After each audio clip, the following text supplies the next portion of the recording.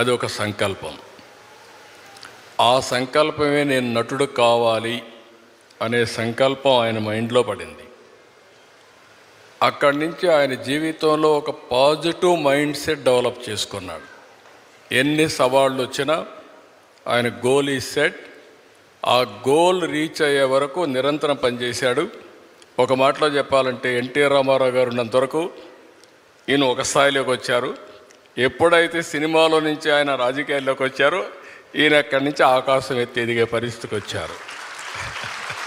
అంటే దానికి కారణం ఏంటంటే ఒక మహానటుడు ఉన్నాడు, అప్పుడే నటుడుగా ఉన్నాడు.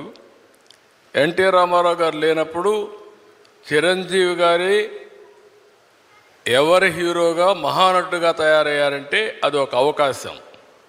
ఇప్పుడు నేను కూడా ఉన్నాను. నేను రాజకీయ నాయకుడు కావాలనుకున్నాను. నేను యూనివర్సిటీ చదువుకుంటున్నాను. చదువుకున్నప్పుడు చాలా ఆలోచనలు వచ్చాయి, ఏం చేయాలి అనుకుని.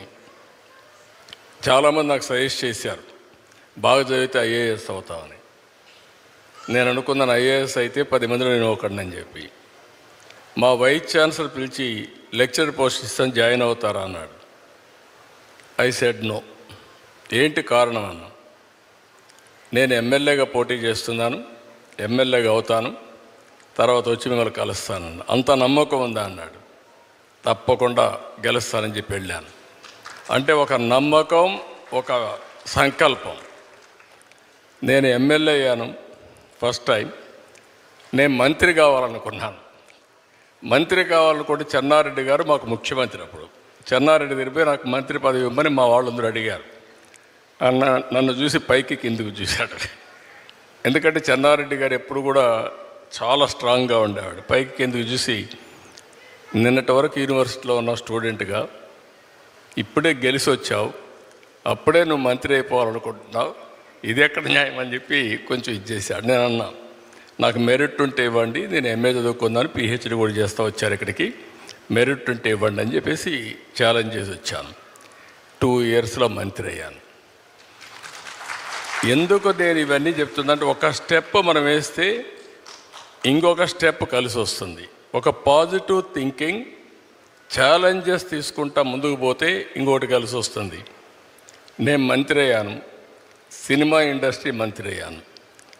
అప్పట్లో అంజయ్ గారికి పెద్ద క్యాబినెట్, మా జంబో క్యాబినెట్, 60 మందో 62 మంది క్యాబినెట్లో ఉన్నాం. అప్పుడు అన్ని పోర్ట్ఫోలియో రాసి నాకు ఒక పోర్ట్ఫోలియో రాశాడు. ఆ portfolio archives, archaeology, cinematography, film industry, libraries. దేనికి కూడా జిల్లాలో ఆఫీసర్లు ఉండరు. నేను ఈ పోర్ట్ఫోలియో లాభం లేదనుకుంటే నేను రాణించేవాడిని కాదు. నేను దాన్ని సవాలుగా తీసుకొని పనిచేస్తూ వచ్చాను. అప్పుడు మా సినిమా వాళ్ళందరూ కూడా వచ్చేవాళ్ళు. అప్పుడు ఎన్టీ రామారావు గారిని కలవాలని మా జయకృష్ణ గారికి చెప్తే ఎన్టీ రామారావు గారిని కలిశారు. ఎన్టీ రామారావు గారిని కలిసిన తర్వాత నా మ్యారేజ్ ప్రపోజల్స్ ఆయనే పంపించాడు. అంటే ఒక్కొక్కసారి, అందుకే నేను చెప్పాను చిరంజీవి గారికి కానీ మాకు కానీ, చిరంజీవి గారు ఒక సాధారణ కుటుంబంలో వచ్చారు. సినిమా అంటే తెలియదు ఆయనకు అప్పటికి, సినిమాలో ఎవరు లేరు. కానీ సంకల్పం అనేది చాలా, ఈయనకే కాకుండా ఎన్టీఆర్ కూడా అంతే.